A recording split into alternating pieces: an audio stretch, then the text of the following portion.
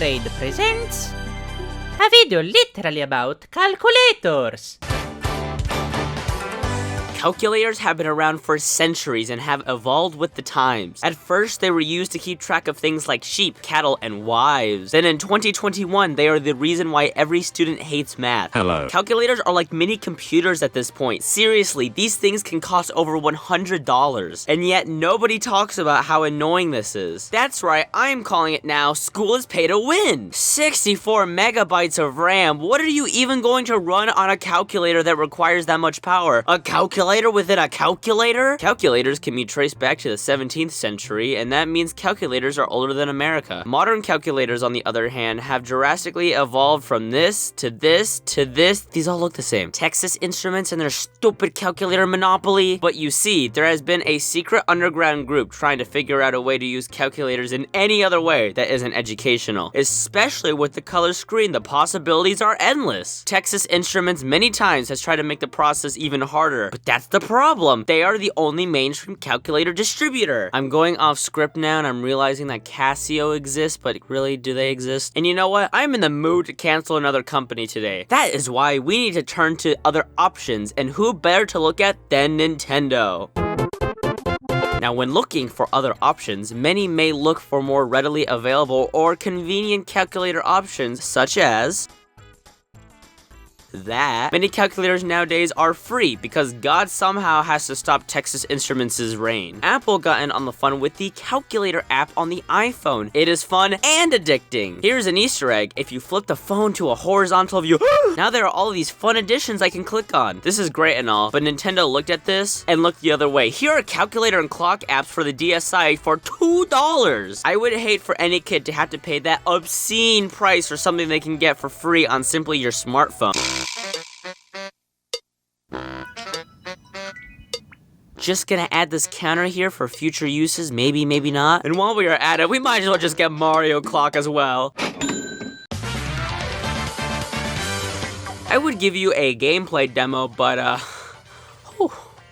you've seen it now. If you want to get the true calculator experience, I recommend going with the version on iPhone, though not the Google version. Why? Because every time I click the EXP button, it doesn't give me any experience points like in Minecraft, 3 out of 10 calculator. Nintendo was feeling pretty good about their reign on the calculator craze on the DS and 3DS systems. Even when other competitors came in, they didn't stand a chance because this one has Mario. Eventually though, technology ages and the new becomes the old. The demand for calculator on the DS and 3DS were starting to lose steam. This, however, is implying there was ever a demand for a calculator on DS and 3DS. Nintendo eventually saw an opportunity to reinvigorate interest in their share over the handheld rights to calculator, as when the Nintendo Switch launched, it would only be a matter of time till a calculator for that console came out. This project would not be developed in-house, as such a massive project would be too much for Nintendo to handle, as they were porting over a 3DS game and making an okay Mario Golf game. They just had too much on their plate. So the talented people at Throwback were assigned this project, but before we look into the final product, let's look at some of the other games Throwback has churned out. So Throwback produces a lot of quality titles, really just the bare minimum. Basketball, darts, table tennis, really dumbed down and overly simplified versions of these games. I mean, is guitar really a game? It's more of an application, I suppose. Night vision is kind of an interesting one, as it says I can see in the dark. Ooh, on sale for $2? Well, don't mind if I do. So the game uses the IR camera and the right Joy-Con, and oh god. This is just false advertising. The photo of the bear was clearly just a mock-up with a night vision filter, but when you play the actual game, it looks like this. The resolution of the camera is comparable to 64p. Blown up on a big screen like this, it just doesn't work. And all it seems like is that one of the brilliant developers at Throwback thought it would be funny to put a green filter over the Joy-Con's camera and wanted to charge $10 for this crap. Guess who fell for it? Oh no.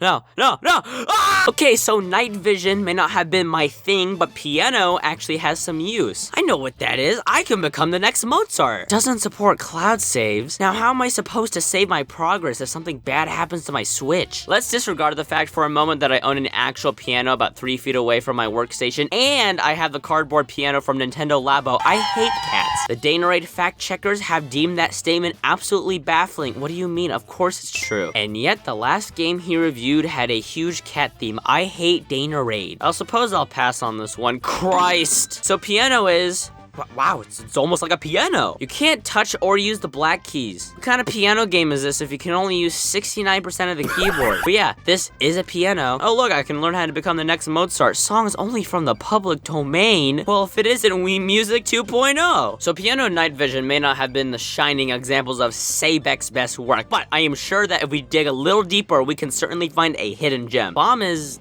No, I can't do this. It's just a Bomberman ripoff. No, I'm sorry, but I just don't have the deep pockets, you see. So why don't we sit back, relax, and enjoy some nice review of Calculator for Nintendo.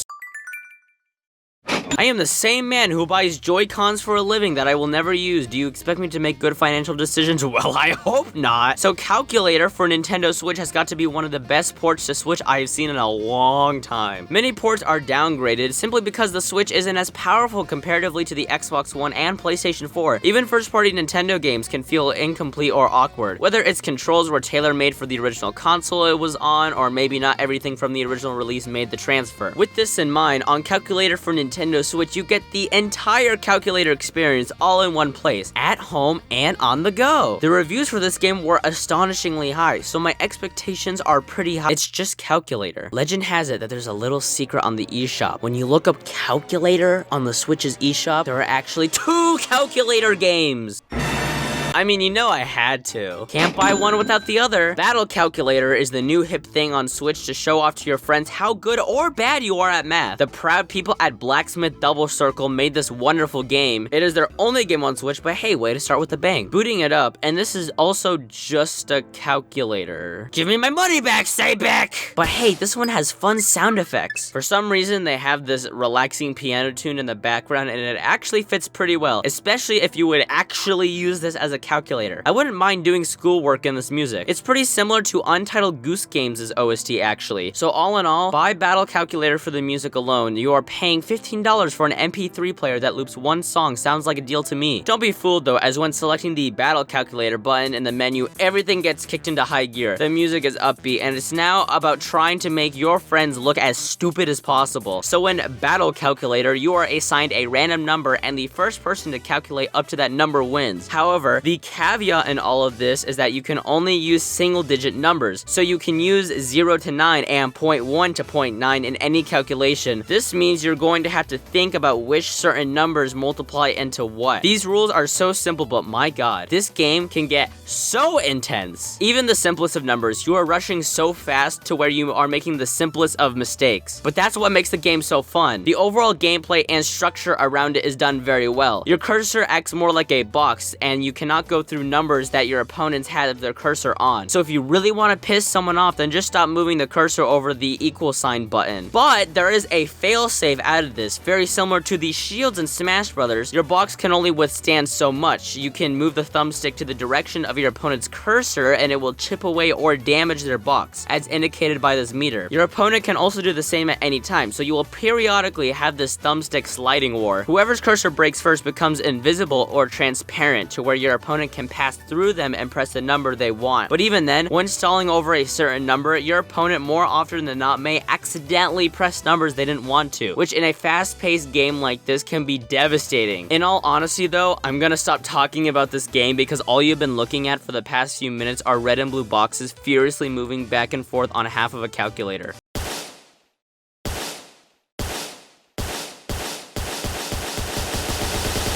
So why? Why did I make this video? Out of all the games I could have covered, yep, let's dedicate 2 straight weeks of work to Calculator for Nintendo Switch. This is because you should play Battle Calculator. Now, for the price of $15, it probably isn't the best investment, but you never know, it might be the closest way you'll be able to play your Switch in math class. I do want to draw attention to the fact that a lot of people are putting the blame on Nintendo and saying how it is just another example of how greedy they are as a company. It is fine to not like a company, and you are welcome to publicly not support a company, but Nintendo didn't make this. It just happens to be on their platform, so just stop talking already, okay? So really, if you all want to cancel someone today, go point your tweets at Sabek. Danerade does not condone the act of canceling someone or something. Danerade does not also condone reusing the same joke for the purpose of a video. So yeah, good job Blacksmith Double Circle for shaking up the calculator monopoly that was upon us. You will be remembered in the eyes of me and the one person who suggested this video as a joke. Who was that one person, you might ask? Obama. Ah!